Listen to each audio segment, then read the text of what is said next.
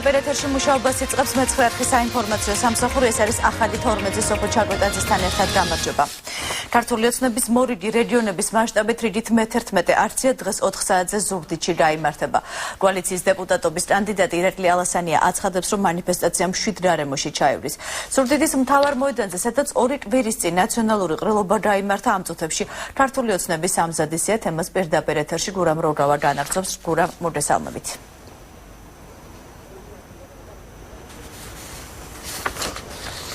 Გვერახლა ჩემს ზურგს უკან ხედავს სცენას, სადაც დაახლოებით 16 საათისთვის უკვე დაიწყებენ სიტყვით გამოსვლებს ქართული ოცნების ლიდერები.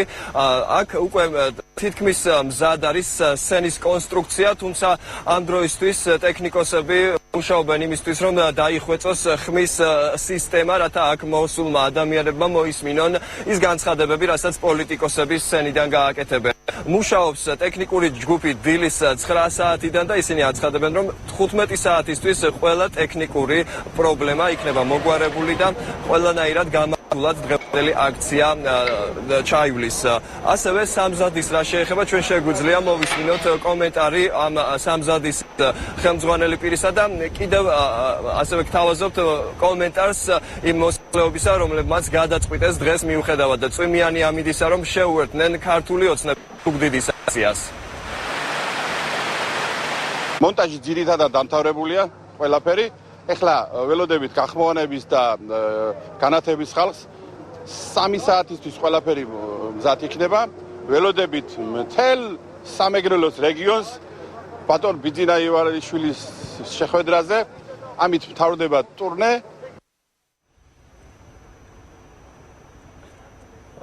ჩვენ ვესაუბრეთ ორგანიზატორებს და ისინი აღნიშნავენ, რომ ხელის შეშლას ხელისუფლების მხრიდან ადგილი არ ქონია. პირიქით, აქ დილით გამოცხადდნენ საპატრულო პოლიციის წარმომადგენლები და მათ შესთავაზეს ტექნიკური ჯგუფის ხელმძღვანელს დახმარება, თუ მათ ხდებოდათ მსგავსი რამ. ასევე მე აღვნიშნავ, რომ დღევანდელ აქციაზე ქართული ოცნების შტაბის წარმომადგენლები არ ელოდებიან რაიმე სახის პროვოკაციას, როგორც ირაკლი ალასანიამ განაცხადა, დღევანდელი აქცია მშვიდობიანად ჩაივლის, თუმცა გუშინ მცირე ინციდენტს ჰქონდა ადგილი. ირაკლი ალასანიას ბიძაშვილის სახლს ქვები დაუშინეს, როგორც თავად თვითმხილველები აცხადებენ. ამ პროცესში მონაწილეობდნენ ნაციონალური მოძრაობის ახალგაზრდები, რომლებიც გუშინ გვიან ღამით გადაადგილდებოდნენ ქალაქში სხვადასხვა ქუჩებში დროშებითა და 5-ნომრიანი პლაკატებით.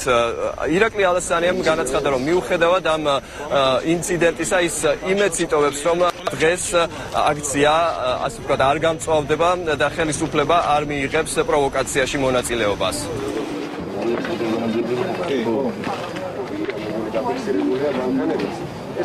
მთელი ზუგდიდი, მთელი სამეგრელო ელოდება სწორედ მრავალათიათასიან აქციას, რომელიც იქნება სოლიდარობის, მხარდაჭერის აქცია. მე დარწმუნებული ვარ, რომ ეს აქცია ჩაივლის მშვიდობიანად, ეს იქნება დიდი აქცია, ეს იქნება მხარდამჭერი აქცია ქართული საზოგადოების და ახალაიები, მერაბიშვილები, სააკაშვილები ვერაფერს ვერ დააკლებენ ქართულ საზოგადოებას, ვინც აქ შეიკრიბება. დღეს დილიდან ზუგდიდის ქუჩებში მოძრაობენ ქართული ოცნების ახალგაზრდული ფრთის აქტივისტები ავტომანქანებით, რომლებიც დროშებითა და პლაკატებით გადაადგილდებიან ზუგდიდის უბნებში და საზოგადოებას მოუწოდებენ სოლიდარობის აქციაში მონაწილეობისკენ. ასევე დღეს დილით აქციის გამართვამდე ივერიის ღვთისმშობლის სახელობის საკათედრო მშენებარე ტაძარში შეიკრიბნენ ზუგდიდის ქართული ოცნების ოფისის ხელმძღვანელი ოჯახთან ერთად და ასევე ამ ოფისის სხვა წევრები, რომლებიც დაესწრნენ წირვას.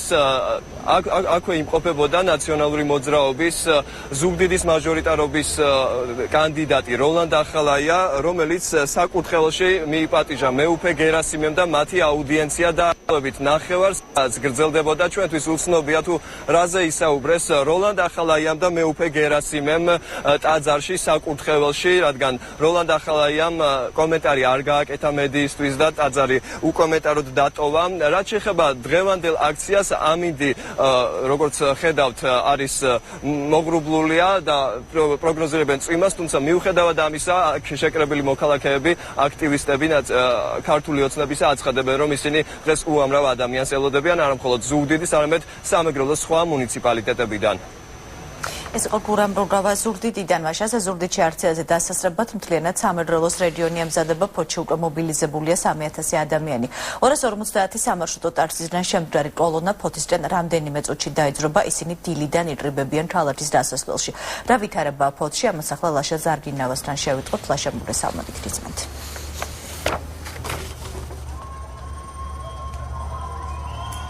სოფო ფოთიდან წამსვლელებმა შეკრება უკვე საათიდან დაიწყეს ეკაბესელია საარჩევნო შტაბებთან ყველა შტაბი ანუ ასეთი შტაბი ქალაქში 8 არის მათთან მობილიზებულია სატრანსპორტო საშუალებები სადაც უკვე სდებიან ფოთელების უმრავლესობა რომლებიც დღეს ზუგდიდში აქციაზე ჩავლენ ჩვენ ახლა საშუალება გვაქვს პირდაპირ ეთერში თავად გავესაუბროთ ეკაბესელიას და მან თვითონ გითხრას საორგანიზაციო საკითხებისა და პრობლემების შესახებ რომელიც ახლავს ფოთიდან გამგზავრებას ზუგდიდის მიმართულებით ხალბატონო ეკა რა პრობლემებს გადააწყდით ამ პროცესში და როგორია ზოგადად ფოთელების განწყობა ვინც დღეს ზუგდიდში უნდა გაემგზავროს მივეცავნები ყველას განწყობა არის მთელი სამეგრელო ემზადება დღეს ბიძინა ივანიშვილის შესახვედრად ფოთიდან ძალიან ბევრი ადამიანია მსურველი რომელიც წასვლის ორგანიზებას ჩვენი ცენტრალური შტაბი აკეთებს დაახლოებით 3000 ადამიანი აპირებს სულ მინიმუმ ფოთიდან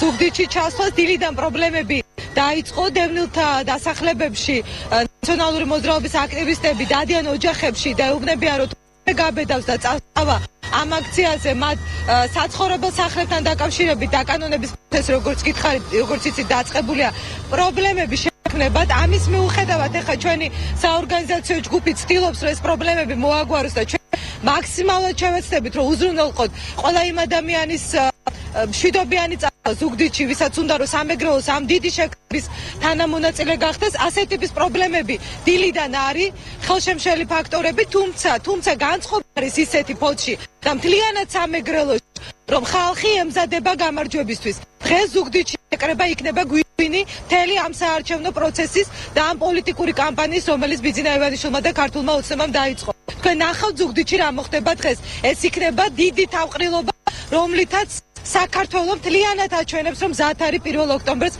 ხალხმა აიღოს ხელში ძალაუფლება და გამარჯვოს საქართველოს და სამეგრელო ძალიან ღირსეულ როლს ასრულებს პროცესში. დიდი მადლობა როგორც გითხარით ახლობით 1 საათში ქალაქის გასასვლელთან შეიკრიბება ფოთიდან წამსვლელთა დიდი უმრავლესობა და პირველი საათისთვის უკვე ორგანიზებული კოლონა დატოვებს ფოთს და აიღებს გეს ზუგდიდის მიმართულებით ჩვენს შემდეგ გამოშვებაში უკვე ამ ინფორმაციას შემოგთავაზებ. სოფო ლაშა ზარგინავა საუბრობდა ფოთიდან პირდაპირ ეთერში. ცემა წამება შეურაცხყოფა და ჩამოხრჩობის მუქარა ციხის ხელმძღვანელობისგან და ამ ყველაფრის ვიდეო ფირზე აღბეჭდა. ეს ის ჩამონათვალია, რაზეც ხსნის მე-15 დაწესებულების პატიმრებმა მეცხრეარს ტელეფონით უამბეს. პატიმრები ამბობენ, რომ ის რაც დლდანის ციხეში ხდებოდა მათთვის კარგად ნაცნობია. ისინი მეცხრეართან სატელეფონო ინტერვიუში შემზარავ ფაქტებს იხსენებენ. მეცხრეარხისთვის იმ ნაწამები პატიმრების ვინაობαν გახდა ცნობილი, თუმცა მათი ვინაობის დასახელებისგან შეგნებულად თავს იკავებთ. არხმა თხოვნით მიმართა ახალ მინისტრს ხსნის კოლონიაში გადამღები ჯგუფის შესვლა დაუშვას. პატიმრები აცხადებენ, რომ მას შემდეგ რაც საპატრულო პოლიცია შევიდა ციხეში ფიზიკური ზეწოლა არ ხორციელდება. არაერთი დარდოვად გქონდა ჩვენს მიმართ რა ადგილი რა და ხოლო ჩვენსადაც არა არიან რამოდენიმე ადამიანი, რამოდენიმე კი არა და მრავალი ადამიანი არის, რომელიც ნაცემია და ნაწამებია და რაც თქვენ ტელევიზორში იხილეთ, მე პირადად საგანში მყავს იმაზე გაცილებით ნაწამები ადამიანი და თუ გინდა სახელებს და გვარებსაც ჩამოგიღალიბ. კახა სიხარულიძე, გიორგი გოზალიშვილი, ბადრი კაკიაშვილი და ასე შემჩემი გვარი ჩაწერილი და ზურა ჟორჟოლიანი. ვინ იყო უშუალოდ ჩართული პატიმრების ცემაში და წამებაში? მან კლიანად უბრალოდ და ოფიცერები, სხვა დანარჩენი და მორიგეები და ასე შემდეგ. ადმინისტრაციაში არის ესეთი კაბინეტი, რომელშიც აწამებდნენ პატიმრებს. ფეხებით კიდევდნენ და წყალში აყვინთავებდნენ და დენის შოკებით აწამებდნენ ავატყო პატიმარს. ორი კვირის გაკეთებული ქონდა ნაღველის ოპერაცია კახა სიხარულიძე. სახალხო დამცველის აპარატი განცხადებას ავრცელებს გლდანის მერვე დაწესებულების ყოფილი თანამშრომლების დავით არკობიესა და ბორის ფარულავასთან დაკავშირებით. ომბუდსმენის განცხადებაში ნათქვამია, რომ მათ დაუკავშირდნენ დაკავებული არკობიას და ფარულავას ადვოკატები, როგორც ადვოკატებმა განაცხადეს, ისინი ვერ ახერხებენ მათი დაცვის ქვეშ მყოფთა ადგილსამყოფელის დადრენას. მათ შეფარდებული აქვთ წინასწარი პატიმრობა, თუმცა ისინი არ იმყოფებიან სასჯელ ახსრულების სისტემის არც ერთ დაწესებულებაში. სახალხო დამცველის აპარატი მოუწოდებს შინაგან საქმეთა სამინისტროს დაუყოვნებლივ მიაწოდოს ინფორმაცია ადვოკატებს დავით არკობიას და ბორის ფარულავას ადგილსამყოფელის შესახებ, რათა მათ არ დაერღვათ კანონით მინიჭებული დაცვის უფლება.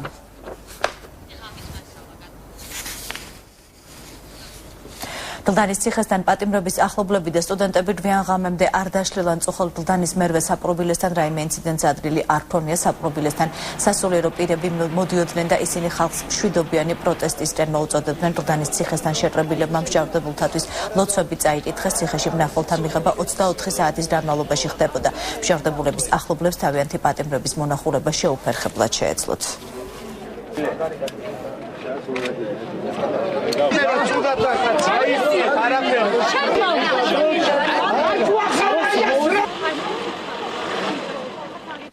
მართალი გახდეს პროცესი ყველას მიმართ, როგორც სახელმწიფოს მხრიდან, როგორც ციხის მხრიდან, ისე სამთავრობის მხრიდან. არავინ არ გადაგუჭირებს, თუ იქნა შემდეგ ერთი დიდი ანარქია.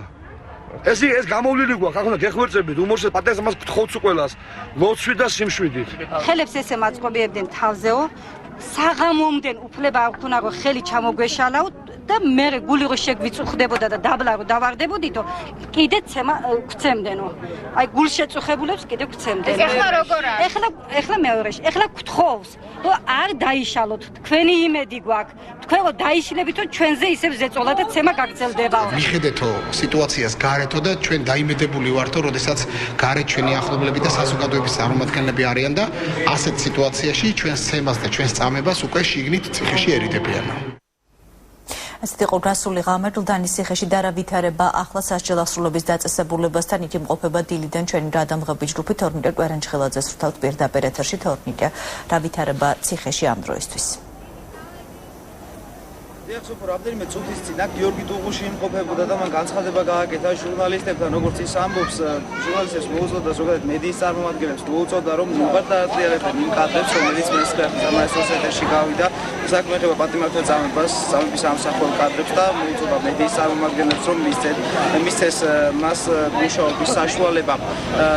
ჩვენ მას შეკითხვები თუ რა ვითარება საპყრობილეში, განსაკუთრებით ყველა გამოსული, ვინც ბაიმანზე იმყოფებოდა საკუთარ ახლობელთან, პატიმართან, აცხადებს, რომ განსაკუთრებით რთული სიტუაცია მესამე ბლოკში, სადაც პატიმრები ზოგიერთ პატიმარს შიმშილობა აქვს გამოცხადებული. ჩვენ გიორგი დუღუშმა განაცხადა, რომ არავინ არ შიმშილობს და ვითარება არის მშვიდი. რაც შეეხება საპატრულო პოლიციის ყოფნას ადგილზე, მისი განცხადებით, საპატრულო პოლიცია უახლოეს დღეებში დატოვებს ტერიტორიას და მხოლოდ ისინი გარე პერიმეტრს აკონტროლებენ და პატიმართა მხრიდან მათ მიმართ განსაკუთრებულად მაღალია ნდობა. ჩვენ გავესაუბრეთ ერთ-ერთ ახლობელს, პატიმრის ახლობელს, ის ამბობს, რომ მესამე ბლოკში არის განსაკუთრებული მძიმე სიტუაცია და ისინი შიმშილობენ პატიმრები და თხოვენ ახლობლებს, რომ არ დატოვონ ტერიტორია, წინააღმდეგ შემთხვევაში მათ ემუქრებიან და აშინებენ.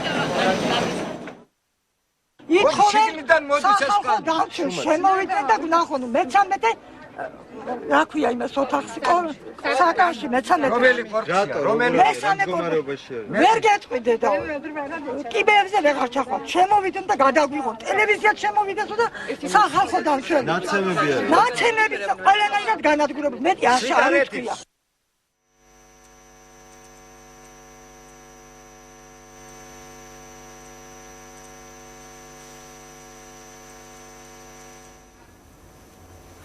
ჩვენ ბოდის ვიხდით ტექნიკური ხარვეზისთვის. თორნიკე კვერანჩხელაძე საუბრობდა გლდანის ციხიდან. წუხალ რუსთავში ქართული ოცნების 5 აქტივისტი დააკავეს. ზურაბ ზურაბიანი, ლაშა და თორნიკე შენდელიები, გიორგი დარბაიძე და ლევან ონიანი რუსთავის მთავარ სამმართველოში გადაიყვანეს. აქედან ერთ-ერთი ლევან ონიანი ცენტრალურ საავადმყოფოში დაჟეჟილობებით და ტვინის შერყევის დიაგნოზით მოათავსეს. შემთხვევა დაახლოებით 3-ის ნახევარზე მოხდა. ქართული ოცნების აქტივისტები ქალაქის მასშტაბით საარჩევნო პლაკატებს აკრავდნენ, როცა მათთან მერის ზედამხედველობის სამსახურის უფროსი მივიდა და ჯარიმების ოქმი შეადრინა. ურთიერთშელაპარაკება ნაციონალური მოძრაობის აქტივისტებსა და ქართული ოცნების მხარდამჭერებს შორის ხელჩართულ ჯგუფში გადაიზარდა დატოვებულები წუხალ რუსთავის მთავარი სამმართველოდან წინასწარი დატოვების იზოლატორში გადაიყვანეს, თუმცა ინფორმაცია მათი კონკრეტული ადგილსამყოფელი შესახებ არ გავრცელებულა. ადვოკატებმა ქვემო ქართლში არსებული ყველა წინასწარი დატოვების იზოლატორში შეამოწმეს, აღმოჩნდა, რომ დატოვებულები მარნეულში ყავდათ გადაყვანილი. მათი სასამართლო პროცესი დღეს დაიმართება. როგორც ქართული ოცნების მხარდამჭერები ამბობენ, პოლიციას ნაციონალური მოძრაობის არც ერთი წარმომადგენელი არ დაუკავებია. ღვთის სკოლასთან, ნაციონალების ოფისთან, პლაკატი მივაკარით სტოლბაზე. ეგ იყო და გადმოვიდნენ, რატომ მიაკარით და გაგვლახეს. მოვიდნენ და გწემეს და დამახიეს შარვალი, ესეც ხუსის არუჭა მაცვია რა. მე კონკრეტულად არაფერი არ ამჭერს. დატოვეს სტაციონარი მდგომარეობა დამაკმაყოფილებელია.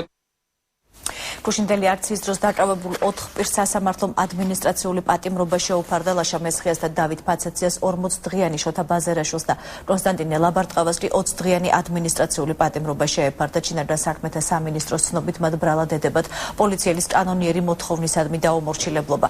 სამინისტროს მიერ გავრცელებული განცხადების თანახმად ლაშა მესხია და დავით ფაცაცია, რომლებიც BMW-ს მარკის ავტომობილით გადაადრილდებოდნენ საპატრულო პოლიციამ მტრის მარჯვენა სანაპიროზე იუსტიციის სახლის მიმდებარე ტერიტორიაზე დააკავა. ისინი პოლიციის კანონიერ მოთხოვნას არ დაემორჩილებდნენ და სიტყვიერი შეურაცხყოფა მიაყენებს სამართალდამცველებს. ანალოგიური ბრალდებით არიან დაკავებულები ბაზერაშვილი და ლაბარტყავა. ეს იყო შოუ, მეტი არაფერი, როდესაც მოსამართლემ არავითარი მტკიცებულება არ გაითვალისწინა, არც ერთი შუანგომობა არ დაუკმაყოფილა ადამიანებს, რომელიც იყო დამყარებული იმ საფუძვლებზე, როდესაც ადამიანები ამტკიცებდნენ მათ, ესე ვთქვათ, უდანაშაულობას. რეალურად დაუმტკიცა დავით ფაცაციამ, რომ წარმოდგენილი პიროვნება, რომელიც იყო, ესე ვთქვათ, ფსევდო მისი დამკავებელი, იგი იბრალებდა ამას ყოველივეს, იგი ცრუობდა, იძლეოდა არასწორ ჩვენებას სასამართლოს ხდომაზე, სასამართლო შეყავდა ჩვენ შეცდომაში, თუმცა ეს არაფერი არ გაითვალისწინა მოსამართლემ. ის რომ პოლიციელებმა მას რაიმე კანონიერი მოთხოვნით მიმართეს, ეს არ დასტურდებოდა სასამართლო პროცესის განმავლობაში და მისი მხრიდან რაიმე სახის ბოროტ დაუმორჩილებლობას ადგილი არ ჰქონია. ის უბრალოდ იყო მგზავრი იმ ავტომანქანისა, რომელიც არ დაემორჩილა პატრულის განცხადებით საპატრულო პოლიციის მოწოდებას. ხოლო უშუალოდ დავით ფაცაციას რაიმე სახის სამართალდარღვევა არ ჩაუდენია. იუსტიციის სახლთან მომხდარი ინციდენტის შემდეგ სტუდენტებმა ფილარმონიასთან გადაინაცვლეს, სადაც დროებით გადაკეტეს ტოსტავასა და მელიქიშვილის ქუჩები. ფილარმონიის მიმდებარე ტერიტორიაზე დაახლოებით 9 საათის განმავლობაში გადაადგილება შეუძლებელი იყო. პოლიციელებმა სტუდენტებს ტერიტორიის დატოვება მოსთხოვეს, მას შემდეგ რაც სტუდენტებმა მოთხოვნა არ შეასრულეს, პოლიციის კორდონმა სტუდენტებს უკან წყობრად სვლით დაახევინეს, აქცია მალევე დაიშალა.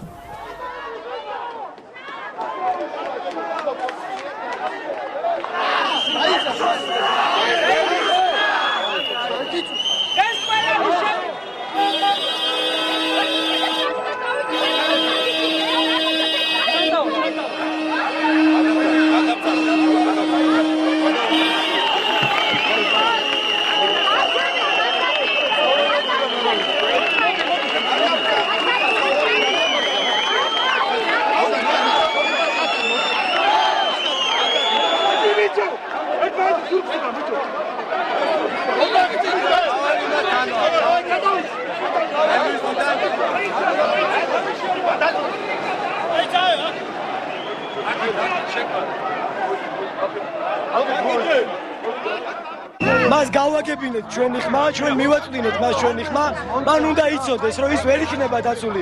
ვერანაირი ზონდერ ჯგუფები მას ვერ დაიცავს. ვერანაირი დაცვა მას ქართული ხალხისგან ვერ დაიცავს. საერთაშორისო საინფორმაციო სააგენტო როიტერმა ვლადიმერ ბედუკიძესთან ინტერვიუ ჩაწერა. გლდანის მერვე საპყრობილის ყოფილი თანამშრომელი ჟურნალისტ სკანდალური ვიდეო მასალის გადაღების გარემოებასა და მიზანზე ესაუბრა. ბედუკიძის განცხადებით, იგი პატიმრებზე ძალადობის ფაქტებს დირექტორის დავალებით იღებდა, რათა შემდეგ ვიდეო მასალა ბაჩო ახალაიესთვის ეჩვენებინათ. მისი თქმით, 2005 წლიდან ახალაიეს საშელახსრულების სისტემის მართვის პროცესში უშუალოდ ერეოდა.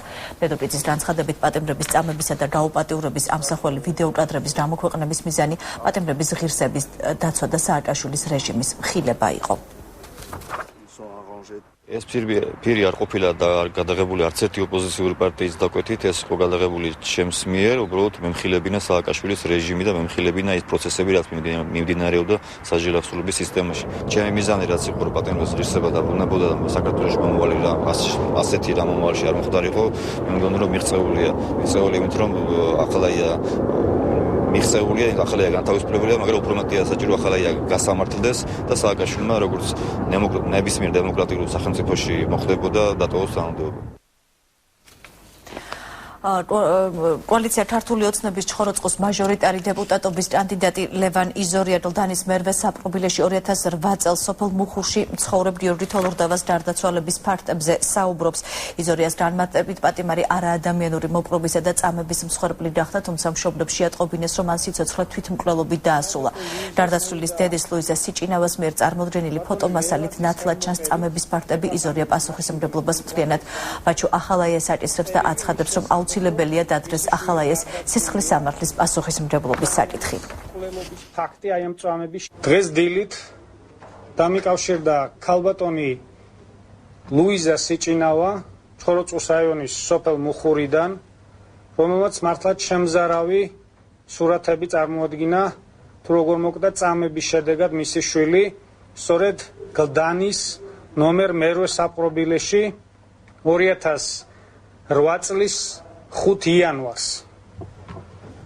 მე გავეცანი მასალებს და ირკვევა, რომ მისი ვაჟიშვილი 20 წლის გიორგი თოლორდავა დაკავებული იქნა 2007 წლის 14 დეკემბერს და სულ რაღაც 20 დღეში ქალბატონ ლუიზას მოვიდა ბატონი მელაძის ხელმოწერით, დეპარტამენტის მაშინდელი ხელმძღვანელის ხელმოწერით წერილი იმის შესახებ, რომ მისი შვილი გარდაცვლილია, თანაც აცნობეს, რომ თვითმკვლელობით გარდაიცვალა, მაგრამ თქვენ ნახავთ ახლა შემზარავ ფოტოსურათებს, სადაც აღბეჭდილია თუ როგორ აწამეს გიორგი და როგორ დადგა სწორედ 20 წლის ადამიანის მკვლელობის ფაქტი აი ამ წამების შედეგად.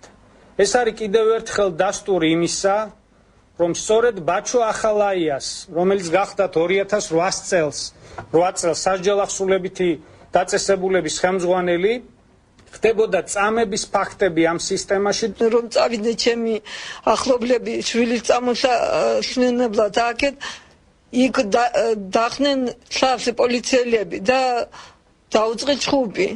რა არ გჯერათო რომ თავი მოიკლაო თქვენი ახლობელიო. წადიდო აქედან თუ არ ვიცი თუ რა გიძამთო. და როლანდ ახალაიას ვიდეო მიმართვა, რომელიც დღეს დილიდან გავრცელდა ინტერნეტ სივრცეში. მიმართვაში ისრმობს ძალადობის ფაქტებს, რაც საზოგადოებამ იხილა. ძვირფასო ზუგდიდელებო, მოგმართავთ ყველას და არა მარტო ჩემს მხარდამჭერებს.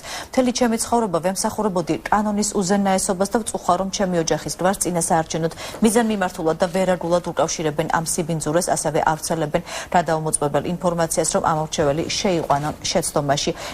ნათქვამია როლანდ ახალაიას ვიდეო მიმართვაში. ძვირფასო ზუგდიდელებო, მოგმართავთ ყველას და არა მარტო ჩემს მხარდამჭერებს.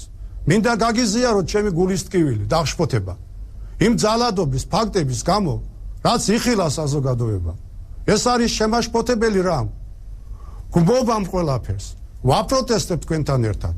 მთელი ჩემი შეგდებული ცხოვრება ვემსახურებოდი კანონის უზენაესობას და წუხوار, რომ ჩემი ოჯახის გვარს წინასაარჩევნოდ მიზანმიმართულად და ვერაგულად უკავშირებენ ამ სიბინძურეს. პირდაპირ ეთერშია ახალი 12-ზე განვარძობთ გამოშვებას ისევ სამეგრელოდან.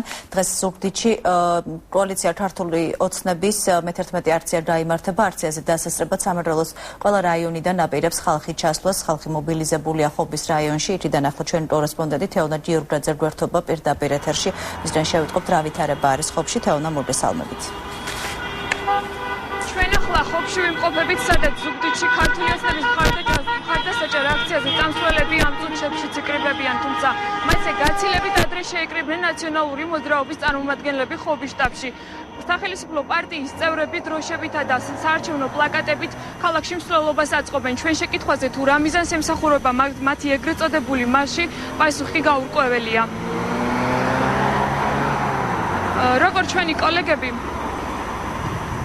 როგორც ჩვენი კოლეგები გვატყობინებენ დაახლოებით იგივე ხდება სამეგრელოს ყველა რაიონულ ცენტრში.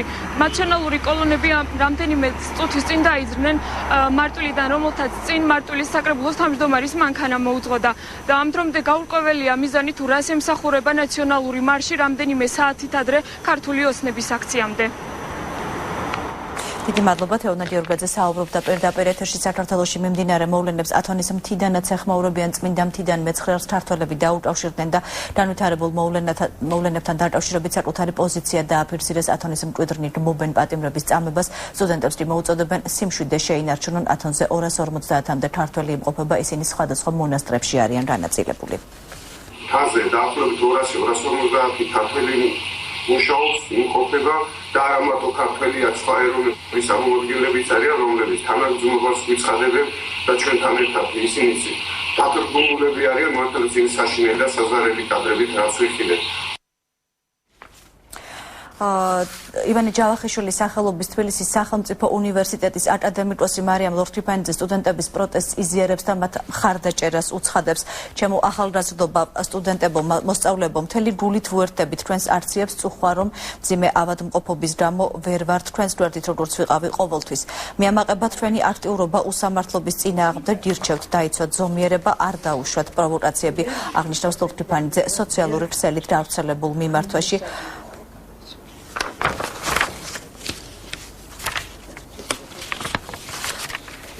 და მიმართვას ავრცელებენ ბაგრატიონებიც გვინდა გავიზიაროთ ტკივილი საქართველოს ციხეებში ნაწამები ადამიანებისა ბოლო წლების განმავლობაში კადრები რომელშიც სამწუხაროდ ჩვენ ყველამ ვიხილეთ წამება და ძალადობა განხორციელებული პატიმრებზე ქართულ ციხეებში არის ანარეკლი იმისა თუ რა არის იყო და ხდებოდა ქვეყანაში ვარდების რევოლუციის შემდეგ 2003 წლიდან.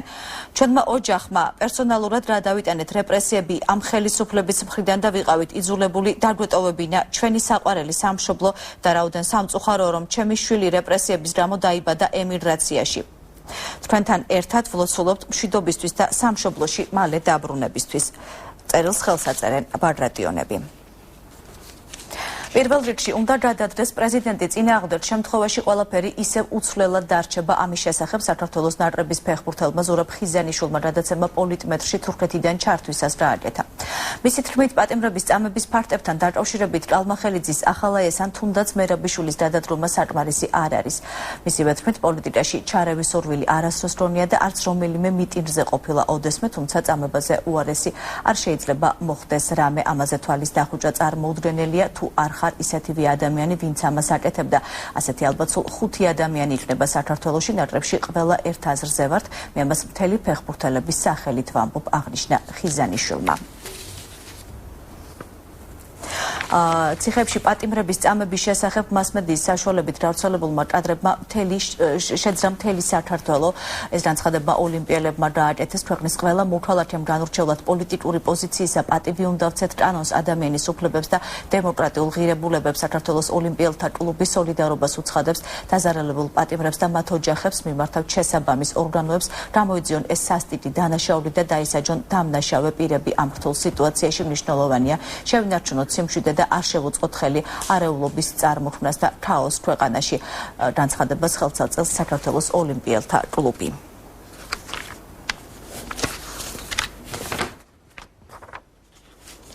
საზოგადოებრივი საბჭო არხს პატიმართა წამების ფაქტების სათანადოდ გაშუქების კენ მოუწოდებს წინააღმდეგ შემთხვევაში კი წევრობის საბჭოს დატოვებით იმუქრებიან.